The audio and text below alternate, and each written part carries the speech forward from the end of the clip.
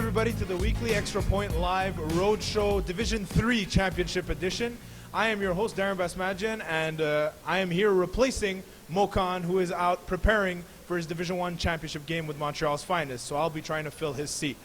With me for the Division 3 finals is the guy who's been bringing you food for thought each and every week in his articles for covering the Division 3 season for Flag Plus Football, Alejandro Porras. First of all, Alex, welcome to the Roadshow stage. Obviously, it's not your first time.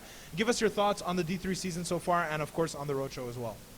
Well, thank you for having me. And it's good not to have to deal with Mokan for once, you know. I agree. Everybody agrees. And it's been an extraordinary season for all of D3. 32 teams, lots of talent, great games. The playoffs were amazing. And I hope the finals will be as stupendous as the season that passed. Stupendous indeed. We have a great matchup tonight, Alex. We have SWAT, who finished the season 7-3, facing off against VPC, who finished the season an incredible 9-1. So it's a very good matchup, and neither team is really a surprise to be here. These are two teams, obviously Division 3 being so big, they hadn't faced each other earlier in the season. This is going to be their first matchup, but there is a lot of, these teams do know each other relatively well. Obviously, key figure of VPC, Vinny Guilano, is a former member of SWAT. A guy like John Laristis and Gino DeFazio actually played on the D-Boys team that defeated VPC in the finals 2 years ago. And Robbie Robinson obviously played with the Mercenaries in Gino DeFazio's team this season. So there is some knowledge between the two teams, but it's the first time they will be facing off in 2012.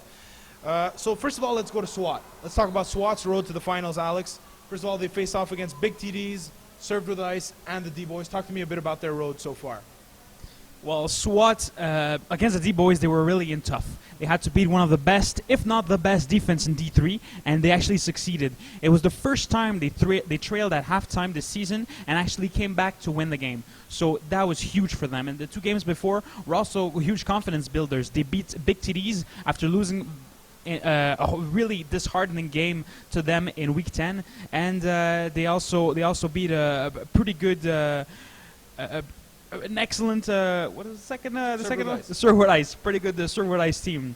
And Served Ice was, well, I didn't really pick them to make the playoffs, but that was a huge mistake. They had a tremendous season, very talented team, and SWAT dispatched them pretty easily, actually. Yeah, SWAT's done a pretty good job, and those are three very good teams, all three of which, stat of the day, ranked in the top 5 defensively in Division 3. So they've done pretty good against some pretty good defenses. But the most impressive performance in those 3 games had to be against Big TDs, as Nathan Thompson put up probably the best numbers you will ever see by any quarterback anywhere, I would have to say. We look at the numbers. He went 27 for 28, 328 yards, 8 touchdowns, 0 interceptions. Really an incredible performance. Alex, talk to me about his performance so far in the playoffs. Well, his performance was simply extraordinary in the playoffs so far. It's rarely been seen, such talent at the QB position, especially in the playoffs. He's been so clutch. His receivers helped him a lot, obviously, but the guy's just on fire right now, and he's handling the offense pretty well. So his team has a pretty good chance to win tonight. Is he their probable nominee for playoff MVP if they do win? Definitely. Usually quarterbacks are always the probable nominee for every team, barring a total collapse and a defensive game. But I'm telling you tonight, one of the QBs is going to win defensive playoff MVP. And certainly with a resume like that so far he's had in the playoffs, it would be no surprise to anybody. That being said, he's a guy who has been prone to turning the ball over during the season. He was second in Division 3 with turnovers, got picked off 20 times. So how important is it for him and for the SWAT's championship chances for him not to turn the ball over? Well, it's who we're going to see tonight, the big question for SWAT, and Nathan Thompson especially. Thompson, like you said, threw 20 picks during the regular season, then went 2 games without throwing any. Actually, he threw 1 in the first 2 games of the playoffs, and he threw for 15 touchdowns, was it? That was just an amazing performance by our quarterback. And then, against the D-Boys, he came back to his regular season form, if you want, and threw three picks. But what you have to remember is that he came back in the second half and asserted the victory for his team. So will he be... I think he's over the hump.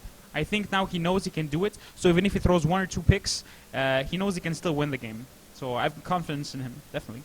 All right, now another situation that's been kind of bubbling under the surface for SWAT in this playoff season has been the situation kind of between Gino DeFazio and John Laristis. Can you explain what the situation is so for our viewers so they can understand the situation? Well, as most of you knows, the roster rules in this league are pretty strict. So Gino obviously throws in Division 2, so he can't throw in Division 3 if there is another Division 2 player playing at the same time in the same game. Obviously, Nathan Thompson is their quarterback, but Gino seems to think that it would be to the advantage of his team to keep his options open, if you want, and be able to actually go back up Nathan Thompson if Nathan Thompson fails to Get the job done. get the job But done. Also, if he gets injured as well. Exactly, if he gets injured. So Gino sort of keeps his options open by not playing John Laristis, and Who is also a Division 2 player. who is also a Division 2 player, like I said. John Laristis has been a long time friend of Gino. He's been playing with him for forever. Actually, they've been together. Actually, they won a championship together against VPC 2 years ago. So I don't know how he's taking it, but if there's a player who's gonna put the team's future in front of his own ambitions, it's probably John Laristis. And it's funny because when we had the Hall of Fame interviews with Gino DeFazio, John Laristis was a guy that he indeed singled out and said he's a guy who fits into their team mentality and really will do anything for the team, but it's got to be tough for him sitting on the sidelines, not getting involved in this playoff run. All right, so that's it about talking about SWAT. Now we're going to throw it down where Alex earlier had an interview with a member of the SWAT coalition, and then we'll come back up and talk about VPC.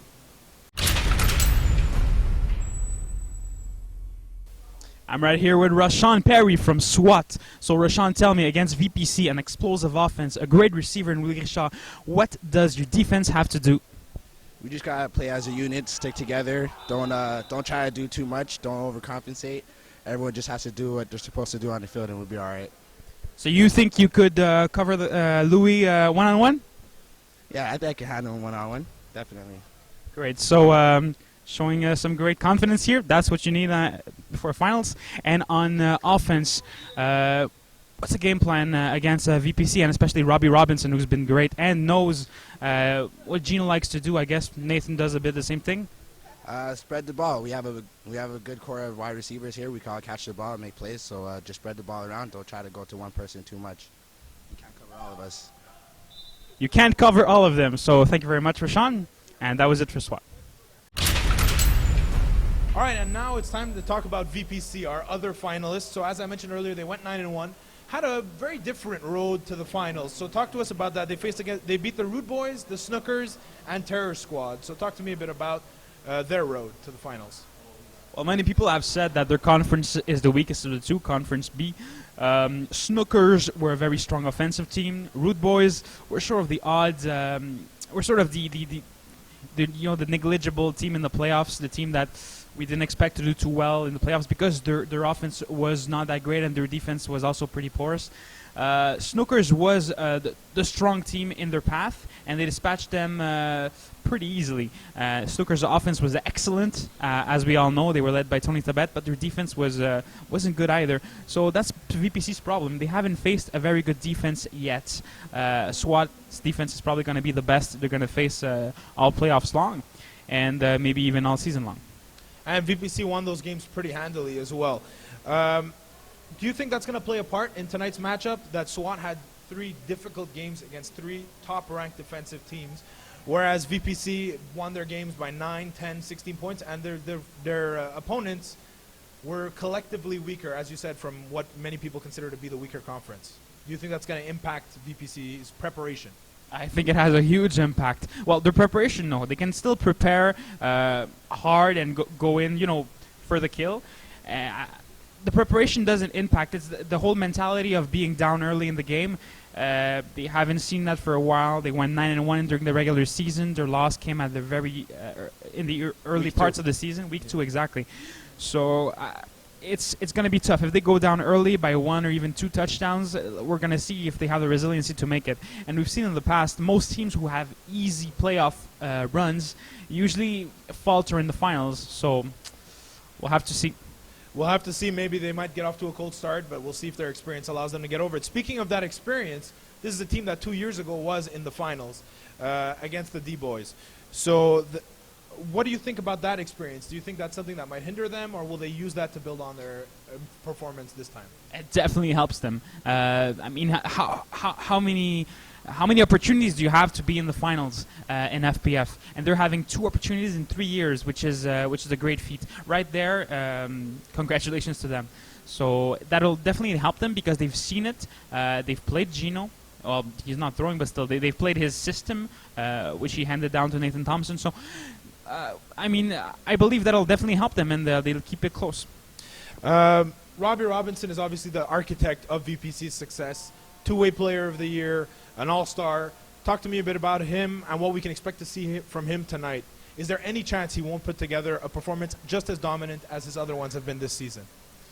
The thing with Robbie Robinson is that he protects the ball really well. So as a quarterback, that's your best quality. He doesn't turn the ball over. Only 7 times this season, including the playoffs, which is excellent. In 13 games, that's amazing.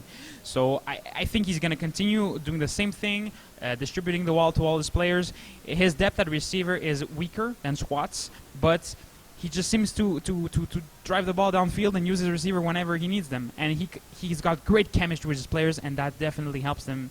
Actually walk down the field and score. And speaking of those players, his core receivers, obviously the names that we've heard over and over again, wide receiver of the year, Louis Richard, Vinny Golano, and then also Dan Dick, who combined have some fantastic numbers.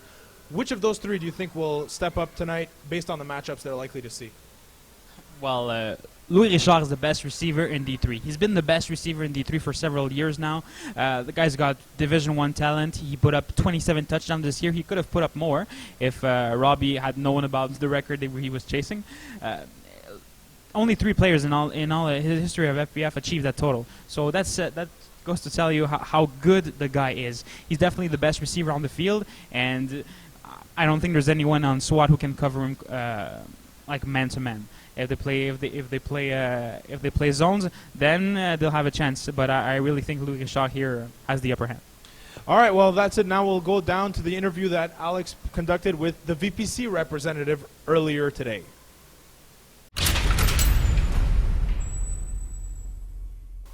I'm right here with Mike the Bear Wilkinson from VPC. So, Mike, quickly, what does your team have to do to beat Nathan Thompson's explosive offense? Well, we got to play the same way we've been playing the whole playoffs. Is just shut down defense and make sure we score the points on offense, because obviously it's a team that could easily keep up with us, that's for sure, and they have talent. It's not going to be an easy game, but if we keep our mentality, we keep going strong like we have been, we should be able to do it.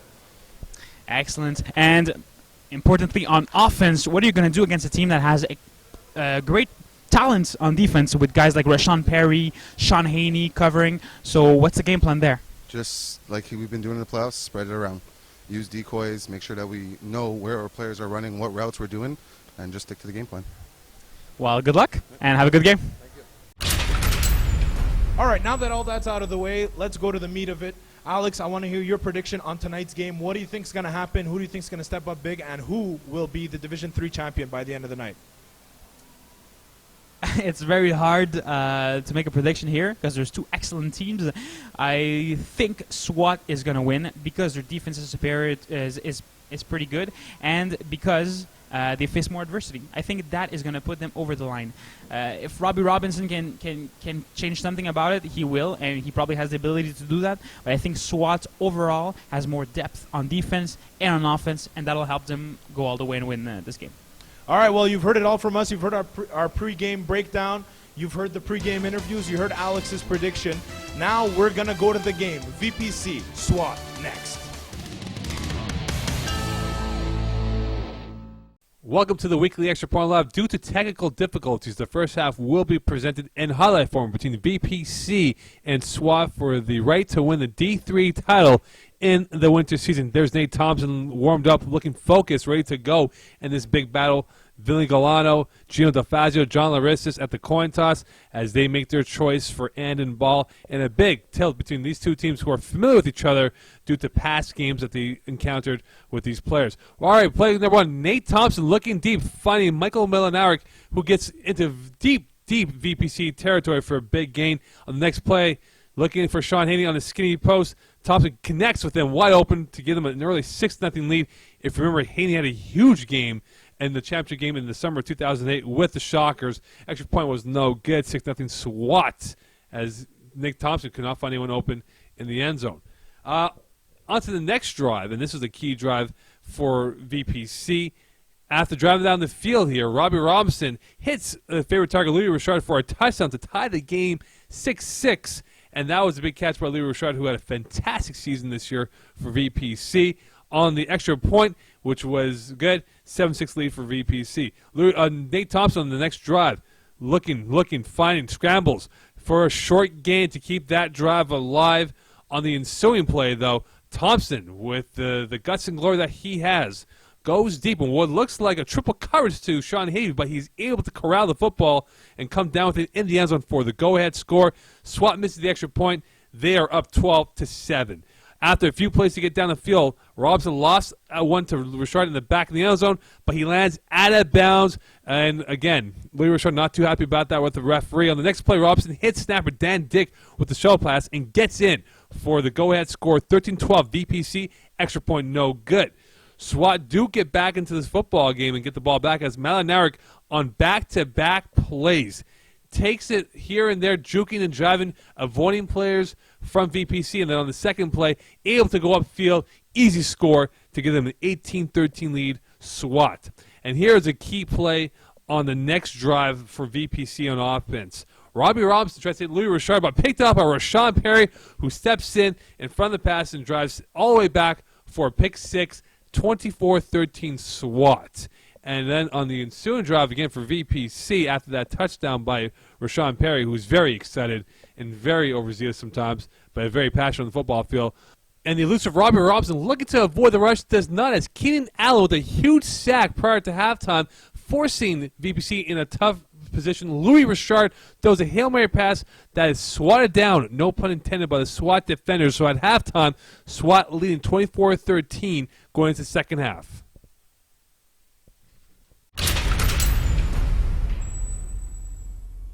It's halftime, and SWAT really dominated this game. The pick six by Rashawn Perry was killer at the end of the half, and right now SWAT has all the momentum. So let's see what's going to happen in the second half. Can Sean Haney continue to dominate? We'll see.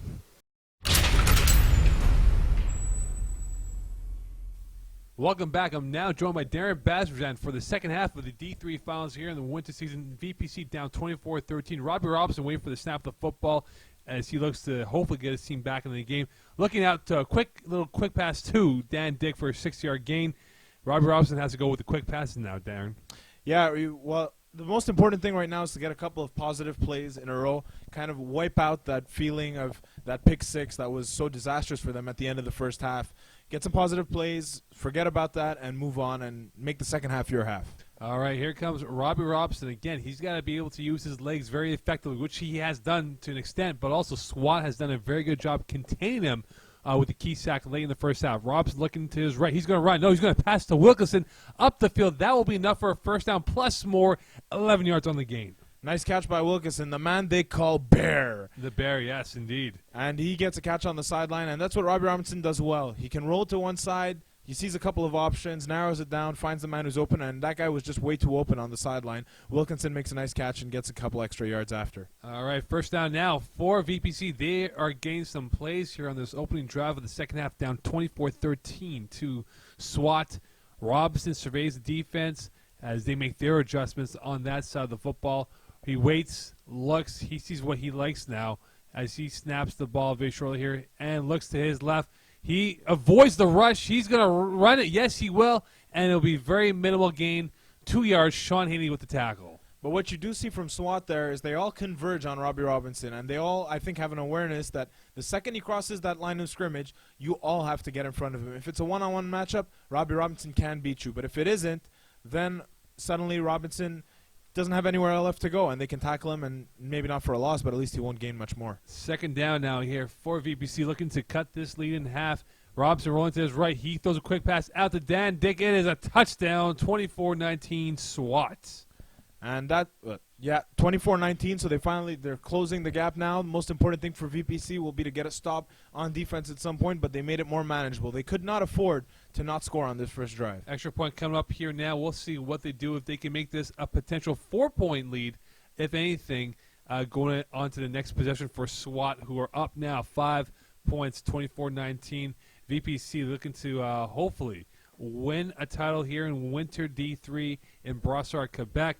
Robbie Robinson surveys the defense again. Waits, gets a snap, looking to his left, rolls out, fake handoff, going to the corner of the end zone. It is deflected out of bounds, no good. SWAT had that play read from start to finish. They had two guys there. It wasn't a good play that had a chance of success. Two defenders right there near the intended target, so nothing happening on that one. Here's Nate Thompson, a key player, key figure for SWAT, looking to put his team up by a few more scores in this football game. Had a solid first half, as evident by the quick highlight package that we have for our viewers out there for D3. And again, Thompson surveys the defense, sees what he likes, gets the ball, rolling to his right, waiting, patient in the pocket. Throws a high arcing ball. It is great play by Louis Richard, and there's a flag on the play, Darren. Yeah, he got a little too physical there, and that's something we've seen from Louis Richard. He's a guy who plays really on that edge, and you'll see just a little too handsy. Takes him down after the play as well. Some might let that go, some might not, but it's a risk you kind of don't want to take at this point. Molinaric was the intended receiver.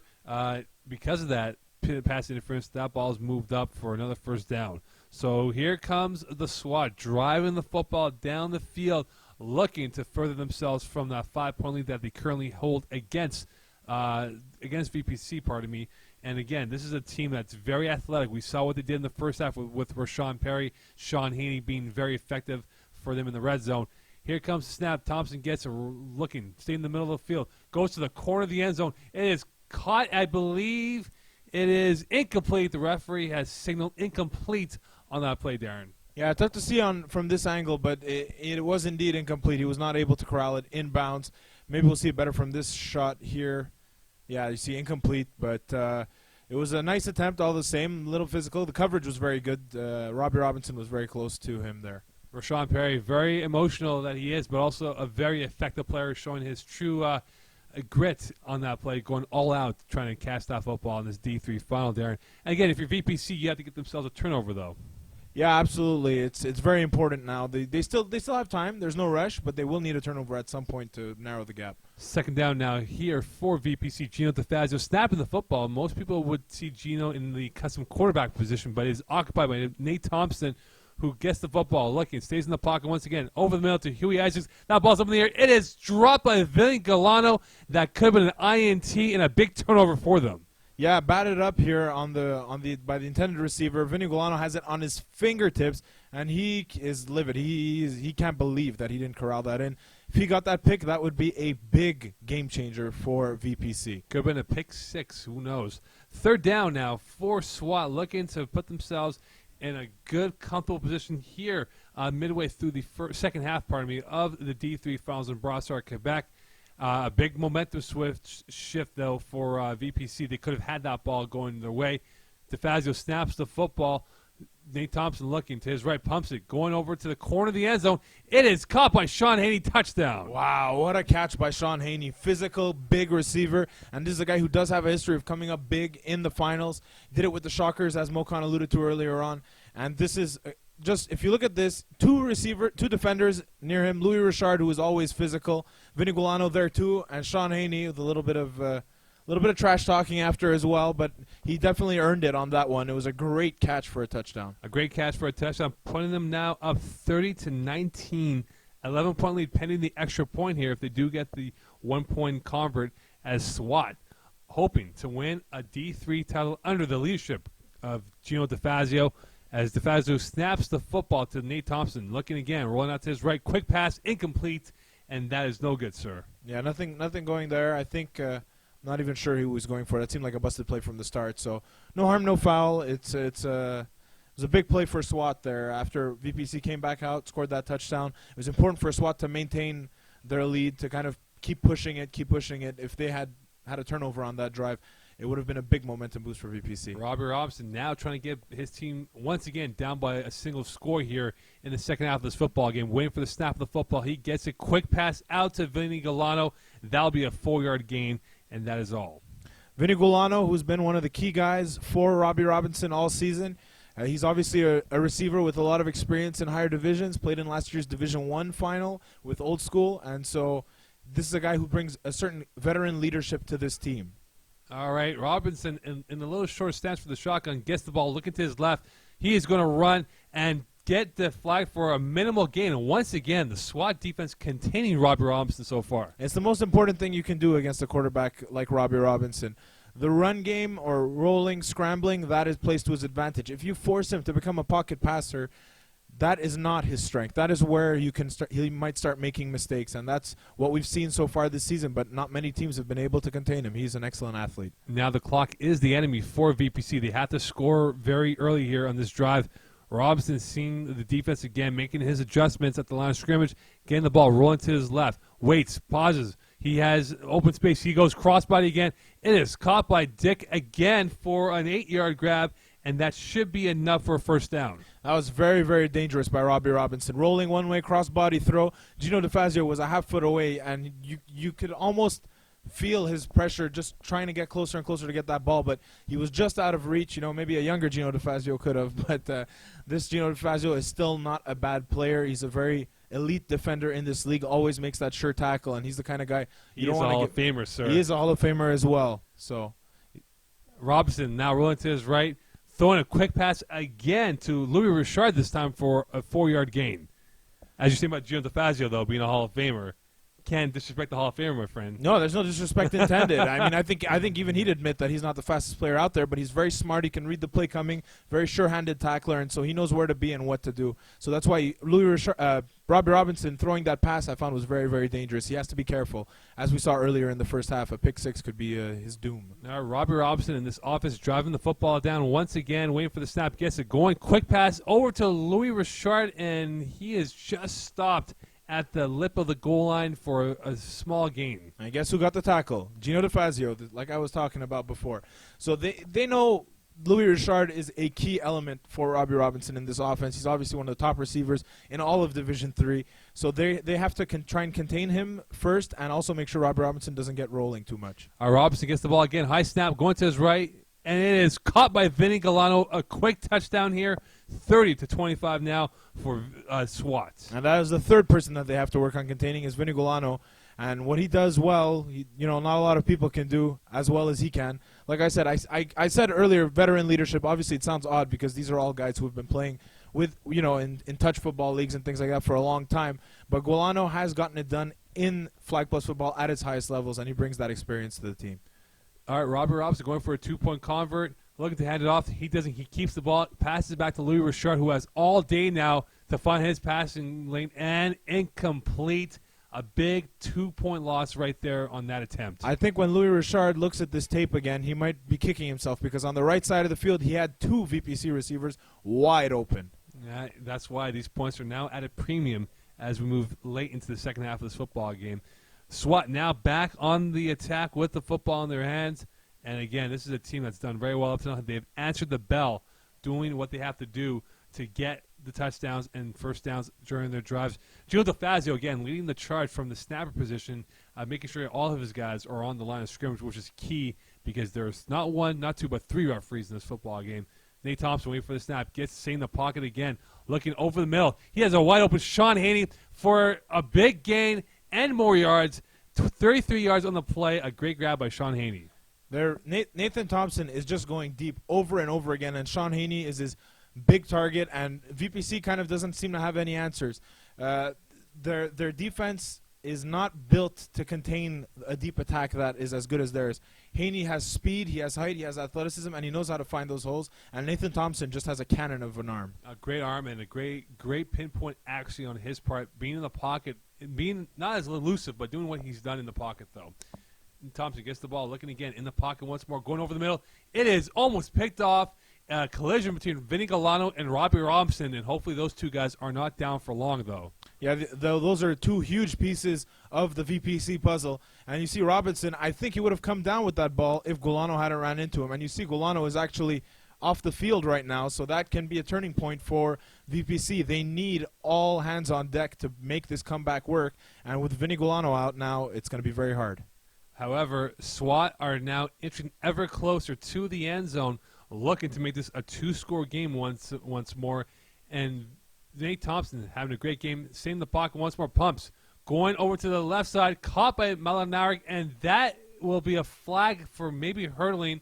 Yes, that is the indication from the referee right now. Yeah, that was about as clear a hurdle as I've ever seen. You'll see as he catches this ball, gets some good speed, and totally leaps forward is the picture-perfect definition of a penalty in this league. Obviously, it's too much of a risk if somebody's jumping and you dive for extra yards. So that's a good call by the referee, but still, in the end, they didn't lose too many yards on that. Nate Thompson waiting for the snap of the football. He gets to stay in the pocket once more. Pumps. Going over the cross. It is caught by Malinaric again. Touchdown. SWAT. Malinaric is just one of the best players on this team that so many people do not know about, but I think after this game, they will. Without question, a great grab. So far, a big game for him in the first half. Now in the second half, doing what he has done so far. And again, Malinaric been the third option for Nate Thompson, but he's been very effective. And it's now an 11-point lead, if I'm not mistaken, for SWAT. A 2-score lead, and as the time progresses there, and you know very well, it becomes the enemy of the clock for VPC.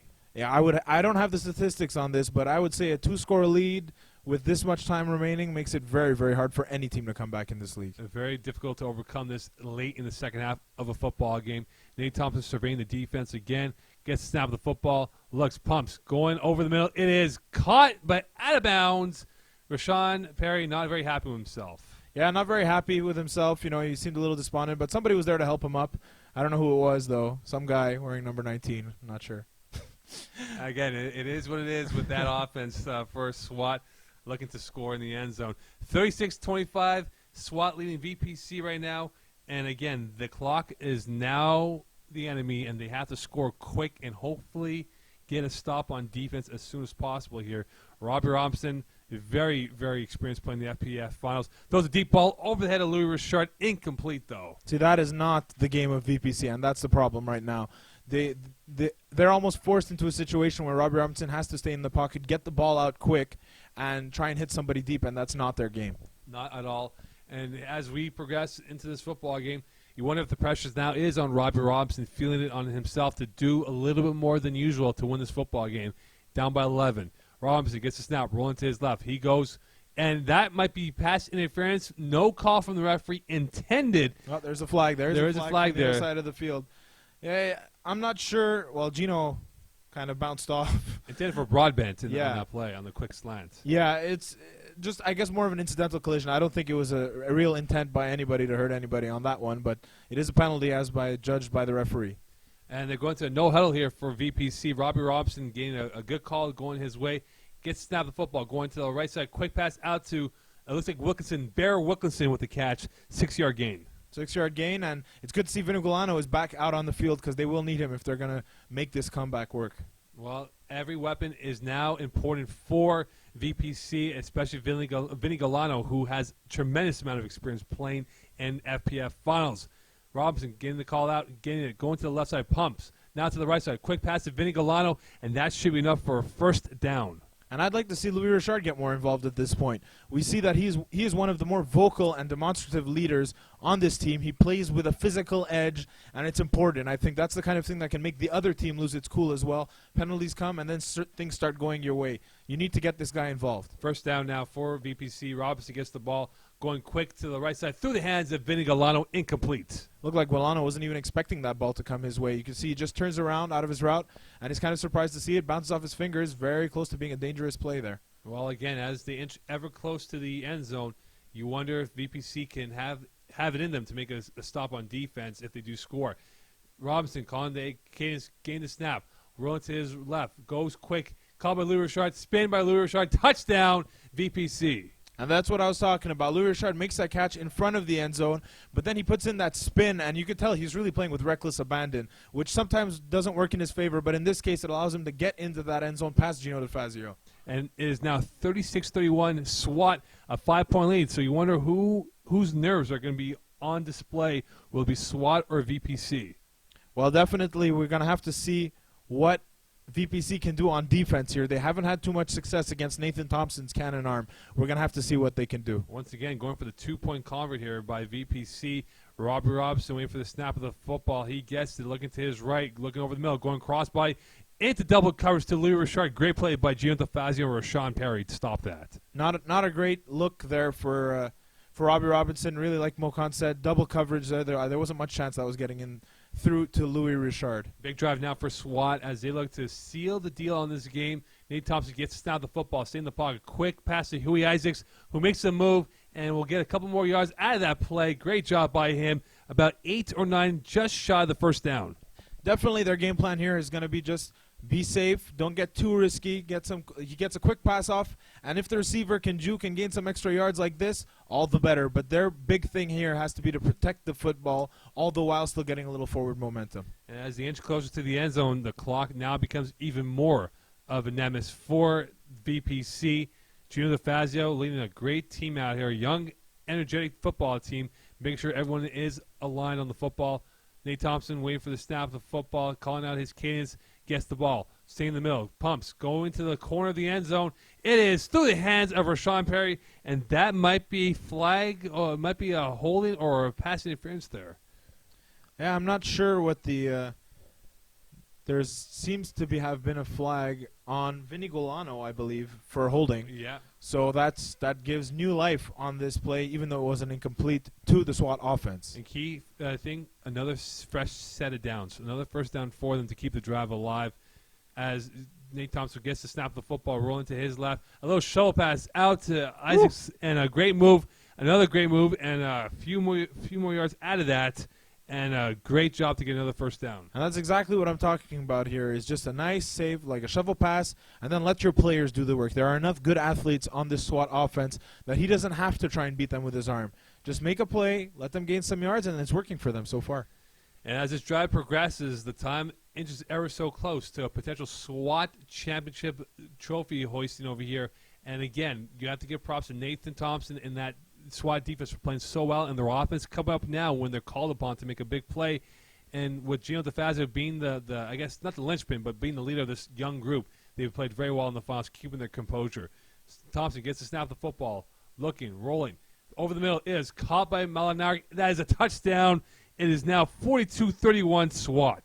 That was huge, Mo, because VPC needed a stop. There is not much time left. At this point, this puts them up 2 scores, and I do not think VPC will have enough time to score, barring an absolute miracle to put enough points to tie this game. And now it's a matter of just milking the clock if you're SWAT, taking your time, because you're up by essentially 2 scores here, and they don't have to really hurry up anything for the time being. So this game right now for SWAT has been well played in the terms of containing Robbie Robinson and Louis Richard to minimal gains here as they go for the extra point, a 1-point convert attempt. Quads right to Nathan Thompson's right-hand side as he's trying to get something funky to the VPC defense. Goes over the middle, caught by Malinaric. A single point. It is now 43-31, a 12-point lead here, Darren. And I've been informed at this point that it is 5 plays left in the game, so this is essentially over.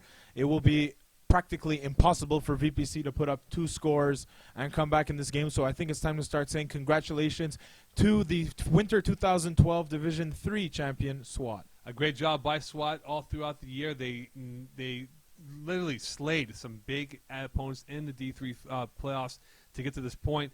Robinson's game, snap the football, a quick pass, a slant over the middle, and that it will be enough for a first down by Boyer. Yeah, but what's really been impressive about SWAT is this is a group that has played unselfishly. Even though it's a team of guys that haven't necessarily played too much together before, they're playing well. They're doing a good job. Nathan Thompson was a revelation this season. Really, we knew that he had skills and we knew he had a good arm, but he took it to another level. And you saw, even in the second half, he mixed in the deep ball with the short pass, made good decisions, and that's why SWAT will be champions. And now this is the formality of this running out the plays of this football game. Louis Richard now with the football in his hands. He's going deep into the end zone. It is high. It is batted down by Sean Haney out of bounds. Another play to live for VPC and one less play for them to have a chance to do anything in this football game. Well, this has to be a very sour taste in the mouth of VPC, in their collective mouths, because this is the second time they've made it to the finals, and it's the second time they've lost. A very tough thing for them to go through. You always say you want to learn something from this, but I'm not sure what you can learn other than just playing a better team, I think, at this point. And again, another incomplete pass right now for Robbie Robinson, throwing a pass out intended, I believe, for it looks like it was for Broadbent, I believe, from that play, but again, incompletion though. Yeah, so for VPC, I mean, we'll get into it in the post-game show with Alex Porras, but I don't know what they need to do now to improve. I just think that they faced a team that was just very, very good. They had an excellent season, nothing to hang their heads about. Well, congrats to SWAT on a job well done. Bear Wilkinson with another catch, adding to his totals for the day, and he had a pretty good game for himself playing the wideout spot. Yeah, and now we come down to the final play of the Winter 2012 Division III season. So really, maybe not the game we all expected. That pick six at the end of the first half might have been the turning point. It definitely was, and again, Rashawn Perry with a huge momentum shift for them and a big sack prior to the halftime, so that definitely played well. And there you have it. The SWAT have won the D3 Winter title. Congratulations, Darren, to them. Yeah, definitely. Like I said, from everyone down, Nathan Thompson, obviously, like I said, an incredible time throwing the football. John Laristis, very unselfishly, barely played during the playoffs so that they would have another option at quarterback if Nathan Thompson would get hurt, as we discussed earlier on in the show. Guys like Sean Haney, what a huge game by Sean Haney. And Malinaric. A great game by him. And again, congratulations to the SWAT on winning the D3 Winter title. Coming up next, it is now the post-game show with Alex Porras and Darren Bazmerjan here on FPF Roadshow.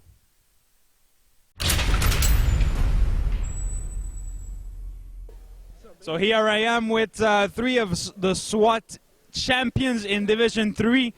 We have Keenan Lane, the rusher. You have Hugh Isaacs and Rashawn Perry. So, first of all, Rashawn, how does it feel to win a championship?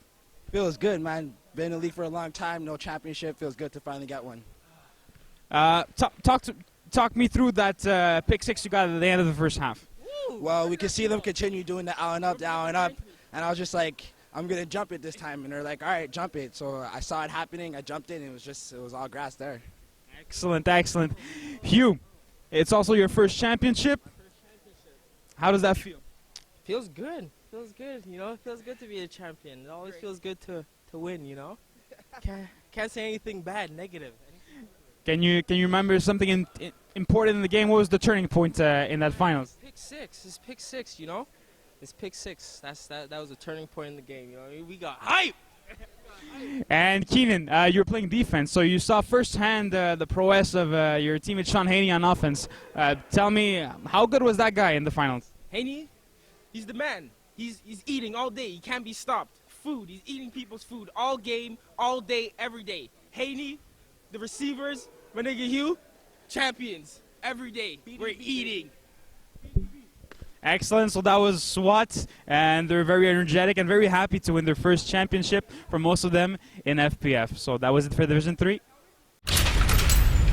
Back now for the post-game analysis, and what a game it was. SWAT coming out on top, winning the game by a score of 43-31. Nathan Thompson with another monster game, and he gets named playoff MVP. First off, though, Alex, your thoughts on the game? Did it live up to the hype, or was it mostly a dud? What are your thoughts? The game was excellent, especially in the first half. Was very heated, close, until that pick six by Rashawn Perry at the end of the first half. That was the turning point, and then it stayed a two-score game until the end.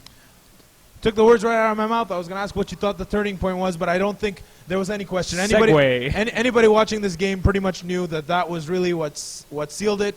VPC was still in it at that point, and then that pick six turned it into a two-score game, and after that it was just too much of an uphill climb. Talk to me a bit about how SWAT dominated, especially in the second half, but really throughout the game. What do you think it was that played into their advantage and allowed them to win this game? Where SWAT clearly dominated was in the receptions were simply physically, they were outmatching the defenders of VPC. If you look at Sean Haney's catches, all three of his touchdowns were disputed touchdowns. They were tough catches against a good defender in Louis Richard actually.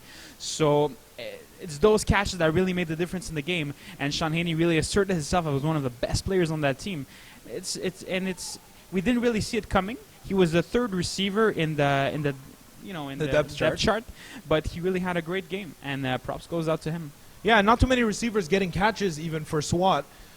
Sean Haney had 3 touchdowns, and you know what? You say kind of a surprise, but on the other hand, if you remember with the Shockers Championship maybe 3-4 years ago, Sean Haney was the guy who came up big in that game, and I think had 3 or 4 touchdowns completely out of the blue. So he does have a history of this, and good on him for coming up big. The other guy who came up big, you call him the Rookie of the Year, Michael Malinaric. Malinaric, sorry. yes. I added an Rookie extra of the syllable. year, so not Yeah. everybody knows him yet. Yeah. But the guy has been excellent all season. The best receiver from SWAT all season long. Rookie of the year, definitely Michael Malinaric is a guy to watch out for in the next seasons. Really top-notch recruit by Gino DeFazio again. And not his first either. Gino DeFazio, the man who now has, I believe, 6 championships, trailing only Carmen Police, who has 7. So he's getting there slowly. The Emperor is getting back on his high horse. But let's talk about VPC now. What went wrong for them in this game? Because you had them pregame, I believe, to win this game. No, I did not. I did not. Don't try. I was just testing you. What went wrong for them? What went wrong for VPC is everything that went well for SWAT. Their defense the defense of VPC was simply not able to contain the 3 tall receivers of SWAT. They were not able to contain that trio of Michael Malinaric, Sean Haney, and Rashawn Perry, and they wreaked havoc all over VPC's defense. It's difficult on such a large field for Robbie Robinson to actually cover the whole backfield. He can't. He has to commit to one side, and that leaves the side open. And as talented as Louis Richard is as a defender, he was just not able to defend his side properly, and Sean Haney and Michael Malinaric really took advantage of that. Do you think this kind of settles that argument of which conference is better? Because everybody from Conference A was saying that they're by far the better conference, and Conference B wasn't that good, or was this just a bad matchup for VPC? I think it's both. I think the matchup wasn't good for VPC. It just doesn't favor them against such an athletic team. That's really VPC's complex, if you want, athletic teams. But Conference A was clearly better than Conference B. Just the fact that the 6th seed beat the 1st seed of the other conference goes to tell you how good the Conference A was. And now finally, let's get to it. Nathan Thompson, he was named playoff MVP, and very deservedly so. We talked earlier in the pregame analysis about he has to stay away from those turnovers that plagued him throughout the season and against the D-Boys. This game, completely turnover-free. What did you think about his play throughout the playoffs, but especially tonight? It was one of his best games ever in FPF, actually. No turnovers, only 7 incompletions, 6 touchdowns. Yeah. 6 touchdowns. Nathan Thompson was excellent from beginning to end. It's so important in this game to protect the ball. It's so important. One bad turnover against a good team can cost you the game. And he stayed away from that, stayed away from errant throws, had his receivers isolated, went to them, was extremely accurate, and that's all you ask for. A really calm and composed performance from him. They looked in control really from minute one. From beginning to end. From beginning to end, they had that game in hand. And very deserving champions. Let's talk about the prognosis for both these teams. Where do you see VPC doing? What do you see them doing in the coming season? Well, VPC has been VPC for very long. VPC is going to stay the same. Maybe add a guy, drop a guy. I mean, the big addition this season was Vinny Gualano. He's the only guy I see maybe leaving, but at the same time, he developed a good friendship over the years with Robbie Robinson. I think he was a good addition. I think if the team stays in FPF, he's going to stay there. Now, are they going to add another player? They should, especially on defense, just to shore up and take that next step, win a championship finally. Because 2 finals in 3 years is good, but now you want to win a championship. For SWAT, SWAT is an ever-changing roster, as we all know. It's all in Gino's hands. What is he going to do with his recruiting in the off season? Like I said earlier, Michael Malinaric was an excellent addition. I believe he still has another player like this in his sleeve somewhere. So look for SWAT to be competitive again next season. I think VPC will be back and they'll be challenging again, because walking down by that sideline earlier, those guys were emotional and distraught, and you could tell how much they wanted to win this game. So I think they'll be back and ready to go. And as you say, for SWAT as well, you can never count out Gino DeFazio's recruiting abilities in this league, and another championship for the Emperor. So final thoughts for you on the season at large, on the championship game. Last things you have to say before we wrap it up. It was a great season, a great championship game. I mean, there's nothing bad about this. There's nothing bad about this league. Only talented players playing for talented teams and competing every day. That's all I can say. I love to see guys competing in this league, and that you guys you make guys it fun- you make it guys fun to do our give your all. jobs, yeah. Exactly. You guys make it fun for us to do our jobs. You guys give your all on the field every day. And that's all we ask for. All right, well, let's start getting to the thank you portion of this. Obviously, Alex, I want to thank you. You made my job a little bit easier. I haven't hosted in a while, so I think it came off pretty decent. No problem. No problem. And thank you for obviously I played in Division 3 as well, so I was reading your articles and, we were talking on the sidelines and stuff like that. Felt you were a little unfair towards us, but in the end you were right because we didn't make the playoffs. But that's neither I think I predicted your exact spot in the final standings, right? Did I? It's entirely possible. But thank you to you and obviously to GM Coletheris and to Andrew Dana, who did their job on the Weppel as well, and they did it well covering Division 3. Thank you to Mo Khan, who should have been in this spot, but we wish him luck as his game is going on, I believe, right now. And of course, we want to thank you guys, the people who watch, who write, who read, everything, or the guys who are stirring things up on the Facebook wall as well. We never get enough of it, and you're what makes this fun for us to do. And the last guy we do have to thank, aside from all the staff, the scorekeepers, the video guy, Eddie Tarabay, my main man behind the camera right now, is the visionary. Vision is scary. Robert Campana. Obviously, he allows us to do what we all love to do, and we are all very grateful for that. Even though I like to, kind of twist that knife every now and then, I feel like he gets enough credit, but it's all deserved as well. So, on that note, Alex, final thoughts for Division 3? Anything left to say? Or are we going to go That's to the like good the night? third time you're asking my final thoughts I'm on giving you your Division last 3. chance. I'm trying to see if you have something else to say now. Well, Division 3 is I not back can't. for another I year. can't wait for winter 2013. Division 3 is going to be, I hope, even more competitive than this season. It's probably going to be the best season yet, and that's what's beautiful. Every season is better than the last one. Final thoughts? I'm kidding. All right, so that's it from us. Oh, well, I don't know what to do with the magic words since they're usually mine, but I'll give them to you. Magic words, please. That's all from us here at the D3 Roadshow, and we will see you here next year in winter 2013, or we will see you in May. I'm not sure when the date is. Mokan's better at this than I am, but we will see you next time here on the Weekly Extra Point Live. Watch me not stop though.